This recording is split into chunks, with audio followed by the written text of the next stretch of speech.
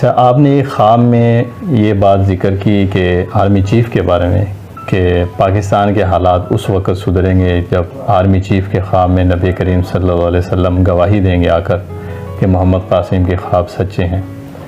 تو یہ تو بہت بڑی بات ہے جو آپ نے کی ہے. میرے خیال میں آپ کے پاس ایسی کون سی پاورز ہیں کہ آپ پاکستان آرمی چیف کے خواب میں نبی کریم صلی اللہ علیہ وسلم کو بھیج سکتے ہیں؟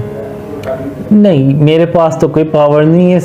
ہر طرح کی طاقت اللہ رب العالمین کے پاس ہی ہے.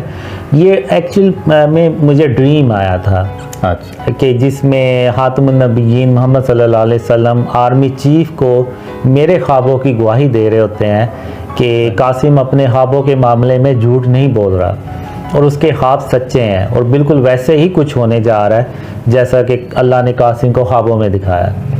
تو وہ ایک طرح سے آرمی چیف کے لیے نا ایک وٹنس ہوتی ہے اور وہ لوگوں کے لیے بھی ہوتی ہے.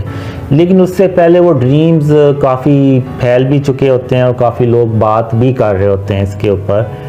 تو وہ پھر آرمی چیف کو ان خوابوں کا پتہ چلتا ہے اور وہ ان ڈریمز کو سنتے ہیں اور سننے کے بعد ان کو جو ہے نا وہ خاتم النبیین محمد صلی اللہ علیہ وسلم کی وٹنس ملتی ہے. اور جب آرمی چیف کو وہ وٹنس مل جاتی ہے تو وہ پھر کہتے ہیں کہ قاسم کے خواب سچے ہیں. اور وہ پھر وہی بات جو آپ کی کہ اس یعنی ہم اندھیروں سے اس ملک کو کیسے نکال سکتے ہیں. تو وہ پھر میں ان کو بتاتا ہوں کہ اس طرح سے جو جب تک ہم شرک اور اس کی اقسام سے اپنے آپ کو نہیں بچائیں گے تب تک اللہ کی مدد نہیں آئے گی. اگر آپ دیکھیں تو آرمی کی جو بیسز ہیں وہاں بھی آپ کو سٹیچوز نظر آئیں گے, شہیدوں کے سٹیچوز نظر آئیں گے.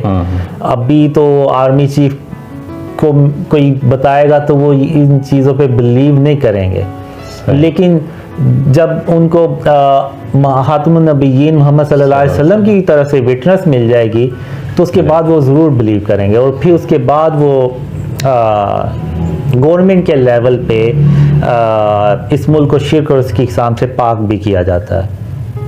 اور پھر اس کے بعد جو ہے نا وہ اللہ کی رحمتیں اور برکتیں نازل ہونا شروع ہوتی ہیں اور تب پاکستان ان اندھیروں سے باہر نکلتا ہے اور ترقی کی طرف جاتا ہے. یعنی کہ کام آپ نے وہی کرنا ہے, چاہے ابھی ہم لوگ شرک اور اس کے اقسام سے بچ جائیں اور اپنے آپ کو اپنے طور پر پاک کر لیں شرک اور اس کے اقسام سے, یا یہ ہے کہ آرمی چیف کے اقدامات کے بعد اس چیز کو ختم کیا جائے. تو کام اصل میں یہی ہے کہ شرک اور اس کے اقسام جی اس سے پہلے لوگ انڈیویجول ہی کر سکتے ہیں اور یہ بھول جائیں کہ اللہ جو ہے نا وہ ہماری مدد کرے گا. مجھے اللہ نے خوابوں میں یہی کہا کہ یعنی اللہ جب بات کرتا ہے نا تو دو ٹوک بات کرتا ہے, یعنی کوئی اور آپشن نہیں ہے کہ اچھا شاید اللہ کوئی اور رستہ نکال دے. نہیں, مجھے بھی اللہ نے یہی کہا کہ قاسم یا تو وہ کام کرو جس کا میں نے تمہیں حکم دیا ہے یا پھر ان اندھیروں میں ہمیشہ ہمیشہ کے لیے پڑے رہو. اس نے کوئی دوسری آپشن نہیں دی, یعنی ایک آپشن یہ تھی کہ یا تو اندھیروں میں پڑا رہوں یا پھر وہ کروں جو اللہ نے حکم دیا. تو اسی طرح یا تو ہم شرک اور اس کی اقسام سے اس ملک کو پاک کر دیں یا پھر ان اندھیروں میں ہمیشہ ہمیشہ کے لیے پڑے رہیں بلکہ اور ڈوبتے چلے جائیں گے.